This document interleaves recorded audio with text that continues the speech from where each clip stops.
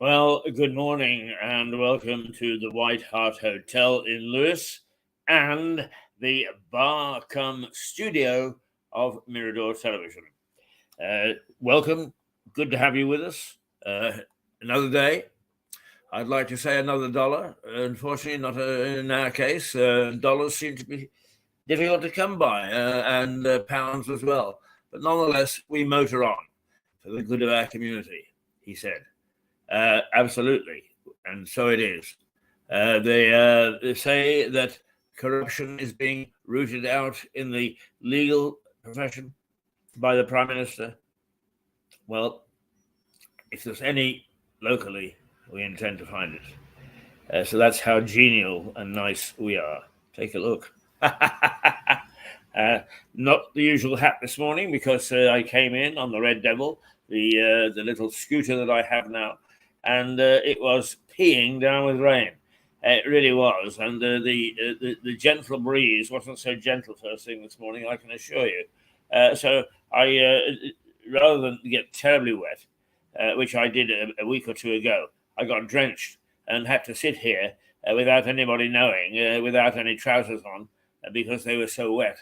I was full of caution this morning, so I'm not too badly off. And just for the record, I'm wearing jeans. Anyway, we'll do what we normally do, and we'll start off by taking a look at the newspapers. And it's not usual that I go along with the superstars and various celebrities in headlines, but Sinead O'Connor has died. She's dead at the age of 56, very young. And the headline in the Metro says, "Nothing compares." And troubled, nothing compares. And that is what her theme tune should have been, is "Nothing Compares." She was a huge talent. And she is gone. And the Metro calls her a superstar and pays tribute to the Irish singer following her death at the age of 56. The paper also poignantly highlights how her death came just 18 months after her teenage son Shane took his own life. So a troubled family. The Mirror is they changed. Well, they had Kevin Spacey on the front page, and only in a little box. But the reason for that is that he was cleared of the sexual interference charges that he had faced. And he apparently broke into tears in court when he was found not guilty on all 9 charges that had been levied against him. So that's Kevin Spacey on the one hand and Sinead O'Connor on the other. And in fact, the Mirror, it goes along the same way as "Nothing Compared." The Mirror says, in a nod to her most famous song. The front page is almost entirely taken up with an image of the singer, while the top corner also mentions US actor Kevin Spacey, who wept as he was cleared in court of 9 sex offense charges. So there you go. The Daily Star, which happens to come next in the pecking order this morning, and it stays with mainstream news, if you want to call Star, Celebrity News, Mainstream News, Chenier dead at 56, and it also just simply says nothing compared. Nothing compared to O'Connor. The Guardian steps out and is its usual way. I respect the Guardian. It tries to stay as independent as it possibly can. I just can't go along with its thinking. To me, it's very odd and very strange. We get the chief of a retail bank who actually breaks confidence, starts tampering with clients' bank accounts, who, generally speaking, has proved to be very indiscreet, and I wouldn't have said a particularly good banker. NatWest was plunged into you and I owning 40% of it, which we still do, and getting itself into all sorts of trouble from overseas adventures. But no, the Guardian says the fact that she's quit, which she has overnight, Alison Rose, quit in the small hours of this morning. It says it's the PM, it's the Prime Minister, and Jeremy Hunt who are damaging UK. Because they've insisted that she goes. It's the strange thinking, but it does reflect a lot of strange thinking that pervades our modern society at the moment. Here, she behaves in an abominable way. The Prime Minister objects to it and says, "Oi, on your bike." The Guardian says, "Oh dear, how reprehensible, Mr. Prime Minister! Look at the damage you're doing." Yeah. It's got to be. That's got to be the giggle of the morning. The Times. Let's see. We've gone away from Kevin Spacey now. The Times. Its headline is. COVID's lost pupils will cause huge crime wave damage. Let's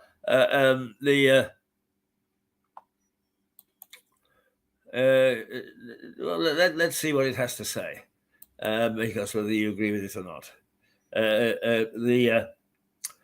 Thousands more violent offenders may be created by minister's failure to get children back to school after the pandemic. That's what the Times is saying. The paper also looks at the tragic and controversy-filled life of Sinead O'Connor, but it doesn't really go on to tell you why. It takes the huge crime wave situation, and I'm not sure. Thousands more violent offenders will be created by minister's failure to get children back to school after the pandemic, it alleges.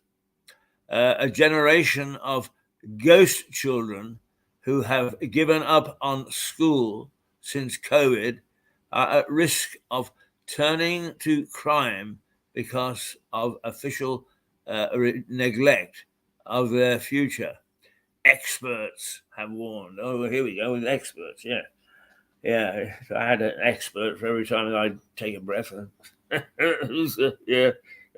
an expert. I'm always sounding off with my thoughts and ideas. Anyway, that makes me an expert. Right. Okay. Let's. I'm not saying that it's not serious. Please don't misunderstand. It is. The rising crime is quite noticeable, even in this small district, and that's replicated and reflected across the country. We do have a problem with youth and crime.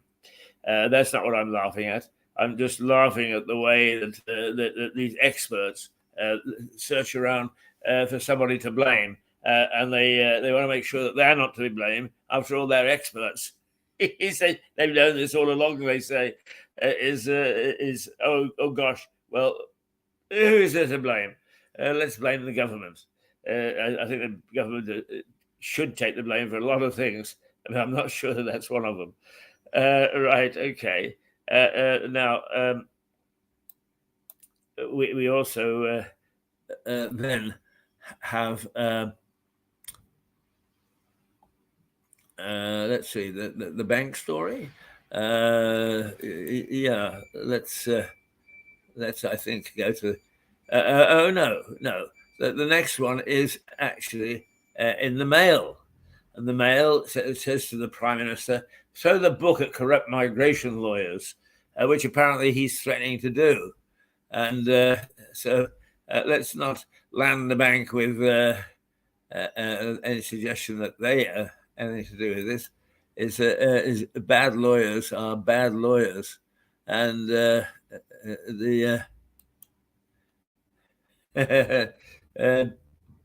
the paper says, in the third day of splashing on its exclusive, allegedly corrupt immigration lawyer story, the Daily Mail now says ministers are urging regulators to throw the book at those believed to have carried out the practices. Basically, what they're talking about is over the last couple of days, their stories have featured on those lawyers who go from either taking a backhander to looking after illegal boat immigrants to those people that they claim have created all sorts of false backgrounds for vast amounts of money, £5,000-10,000, so that some people who are just off the boats will never be questioned. They will look too respectable. So that's what that's all about. Okay, the Eye has both got Connor and Spacey, but its headline is, and this is where I was just a little bit ahead of myself, is the banks must be reined in after the NatWest crisis. That's what ministers have been told. Blood scandal victims demand justice from Sunak. Man cleared of rape after 20 years. Ian Dunt, how to have a good divorce. The Eye's front page says business leaders are demanding tougher banking controls amid claims that thousands of accounts are being closed on flimsy grounds and leaving account holders with no explanation or compensation. MPs are also said to be launching an inquiry into the scale of the closures. Now, I have to say, I'm going to make a comment here. I have to say that the banks are totally out of control. I said yesterday, it's strange that people who become hate figures quite often are the people that have recently told the truth. And Elon Musk said just a couple of weeks ago, he said, "Why are we getting excited about AI, artificial intelligence? Because we have already been taken over by computers." And he's absolutely right. Banks particularly do not make a move without using the computer, no matter how illogical and how stupid it may be. They dive for the computer. You go into my local branch. Hello. Oh, what's your name? Let me check you out on the computer. That's for starters. That's before you even tell them why you're there. They're charming people, lovely people, but they're PR people. That's why they're there. Oh, they stamp a few cashing in books. They massage the egos of some wounded people. But I'd like to have an overdraft of £10. Oh, well, I'll have to go to head office on that.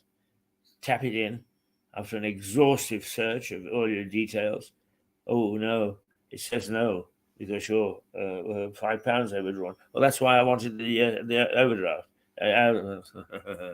Oh, that's far too complicated for me. And the computer certainly will not be able to handle it and doesn't handle it.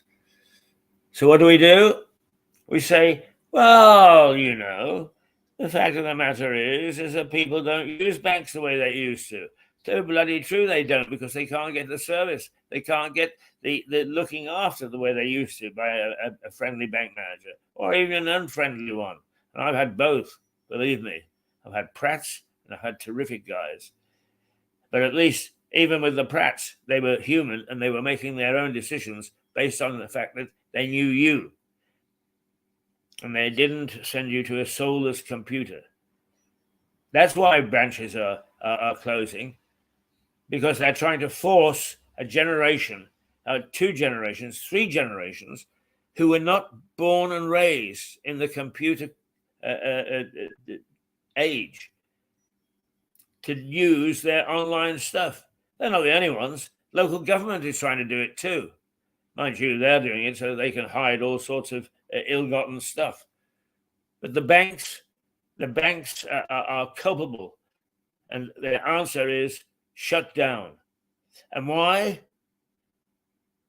Because in NatWest case, they made in excess of £2 billion profit in 2022. £2 billion profit. And here all I wanted was is to go with the fact that I was a fiver over. Not a bit of it. Not a bit of it. Okay, Elon Musk may not be flavor of the month. He may be doing a lot of strange things corporately.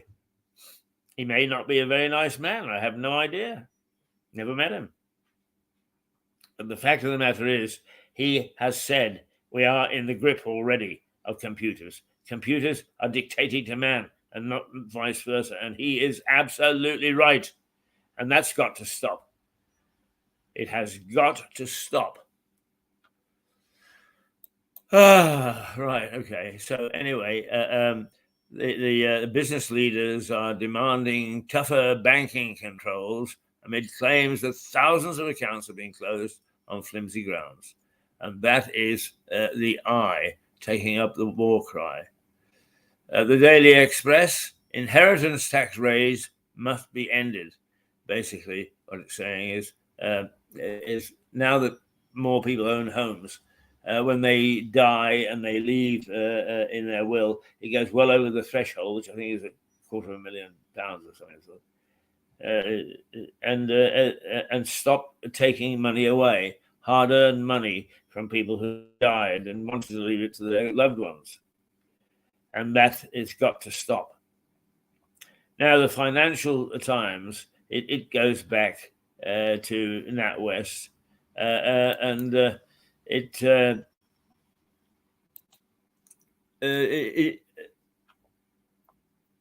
everybody is against the banks this morning, and they've asked it. They've brought it on themselves. The FT leads on NatWest struggling to contain the fallout from the closure of Nigel Farage's bank account. Regulators have announced investigation into the activity and action of NatWest, but other banks as well, and shareholders lashed out at the board. Elsewhere on the front page, the Federal Reserve raised its benchmark interest rate by 0.25 percentage point. A lot of quite liberal people have said, why is it that we can't control inflation and the rest of the world can? Well, the rest of the world can't. Where you pick that up from, God only knows. Yes, there have been up and down. There have been fluctuations. But generally speaking, everybody in the world has had the same problem with inflation as we've had. So don't start landing that at the feet of people who are vulnerable to it. I'm far, far from defensive about the government.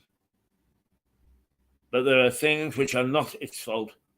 And it's time that those people who want to change it and want to do it on legitimate and honorable grounds, not making stuff up.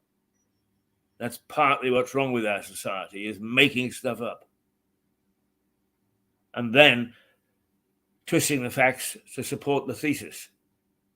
Not on at all. The Daily Telegraph asks, NatWest may have broken the law over Farage. It says it focuses its front page on NatWest as the bank faces an investigation into whether it broke the law over the Farage scandal. There's also a story about ministers considering the benefits of 40-year fixed mortgages for the first-time buyers who are struggling to afford shorter-term loans. Well, that's good news for somebody that's coming out of something. So that is where we're at with the newspaper headlines. The weather is now. Why won't that disappear? There are all sorts of things that happen and shouldn't. I see. Yes. Okay. Right. Okay. Right. Now we can clear it, and you can see my beautiful face again. There are all sorts of things that are happening that shouldn't. Life is very difficult at the moment. To say the least, it is very difficult. And to ask many sectors to bring some sense of decency and honorability, if that's the right word, and decency into their corporate dealings, it seems to be impossible. Now, if they want to deal like that in between themselves, that's up to them, as long as the fallout does not affect the man in the street. But right now, they are actually attacking the man in the street, and that is not good enough, particularly since in some instances we own them, or we own a good chunk of them, because of their own incompetence. It is simply not on at all. There's locally, there's not much. A body has been found, but it looks as if it may be a hit and run, and I don't mean that lightly either. Is hit and run is a dreadful, dreadful crime. It's funny, isn't it? Is we can talk glibly about hit and run and being clipped by a car and so on, but I've been lucky in many ways, as I haven't had too much duel with automobiles. But I did a while ago, and when I say a while ago, I'm only talking a matter of weeks. I stepped off the curb because I thought, this was on Lewis High Street, because I thought that the driver had seen me and in fact had decided to park. So inauspiciously, I walked behind the car, and he started to back up, and it only nudged me, and it sent me sprawling in the street, just a little nudge. So the brute power of an automobile moving ever so slowly is huge, and we don't realize it until we actually tangle with the car on the move. Believe me, what we need is great caution and a great concern about who drives cars, what, where, and how. Even those that are virtually stationary need to be treated with respect, both by the driver, but also by those people who are going to step into the road anywhere near them, whether to get across or just to go around an obstacle. And there are plenty of those on the pavements. So do be very careful. Be very, very careful. Now, the weather once again is going to hit 19 degrees today. Somewhere in early afternoon, the rain is going to return. It's not with us at the moment. It's drizzle. But it will be interesting to see what it does in London, because at the Oval, the fifth and final test starts with the Australians 2, England 1, 1 drawn, and 1 to play for. And we have shown that we can put up a decent show, a decent fight. So let's see if we can carry that through. One of the things about English sports teams is its inconsistency. They play brilliantly, particularly when we're under pressure. We play brilliantly, and then the next time we're out is you can knock us for tuppence. So it'll be interesting to see what happens in this particular test match. Okay, that's where we stand this morning. We don't have any colourful characters like Philip Meredith or Richard Barton to brighten our morning. I am going to try and get hold of an old friend of 40 years ago who has made his way in life extremely successfully. Thank you. So it may be that at 10 o'clock that we'll have somebody interesting to talk to. But then again, one never knows what's going to happen. Normally, we would have Eliza Page with her alternative views. That stirs the blood, believe me. But she hasn't been terribly well.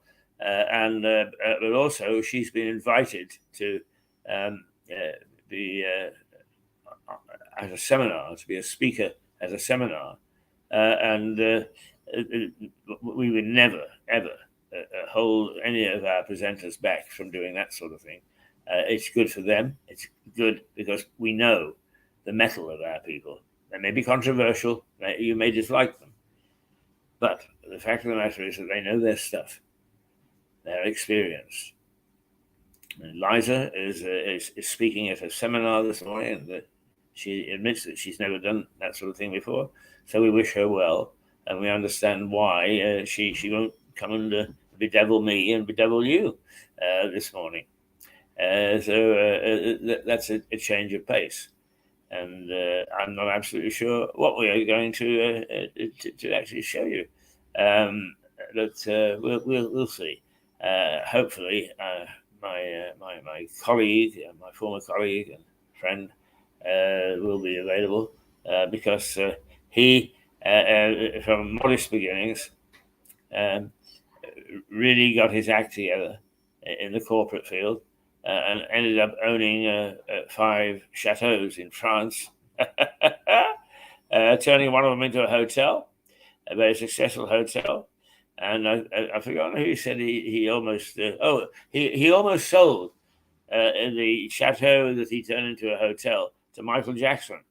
So that's the sort of level of a person interested in the real estate that he alters and turns into money spinning material.